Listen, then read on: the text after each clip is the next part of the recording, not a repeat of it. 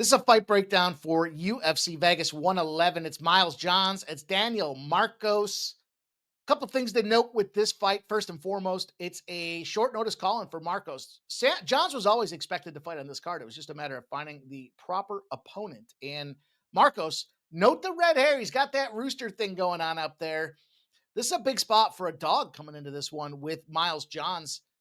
And I'm going to be honest, I don't know that this is the right spot for a big favorite. You know, we talked the other day, and I'm going to try to apply learn ed information here. We've talked several times on these live streams about these early prelim fights and these big favorites, and they're big favorites, but they don't necessarily cut the mustard. They end up finding themselves, shortcomings going to decision. And I think the breakdown for most of the public is wrong on this one.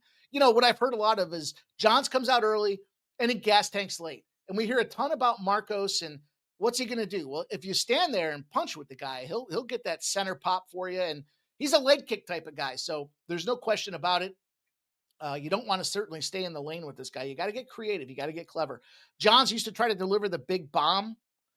He's got the power to knock somebody out at any given time, but the challenge is you're going to have to get in there and get ugly and take some leg kicks, which I think opens up John's wrestling abilities. Johns has been notorious to come out and start first round, right? So I think he comes out there and he does his thing. Now, the concern and what we're hearing from a lot of the public is, he goes out there and he gasses in the second and third round, but not so fast. We kind of see the same thing from Marcos. In fact, his round threes tend to be problematic. Go to that Castaneda spot there.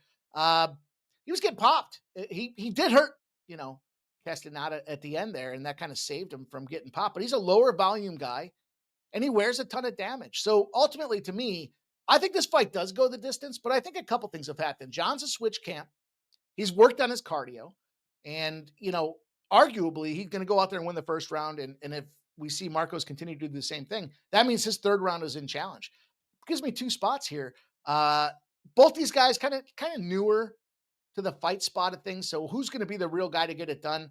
Look, Marcos, he's got some wins under his belt, and you can certainly fall in love with that. But at the end of the day, he got controlled by Jackson.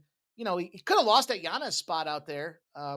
He was getting control timed out. And at the end of the day, for me, I'm looking at this saying, here's a dog opportunity for us, Johns.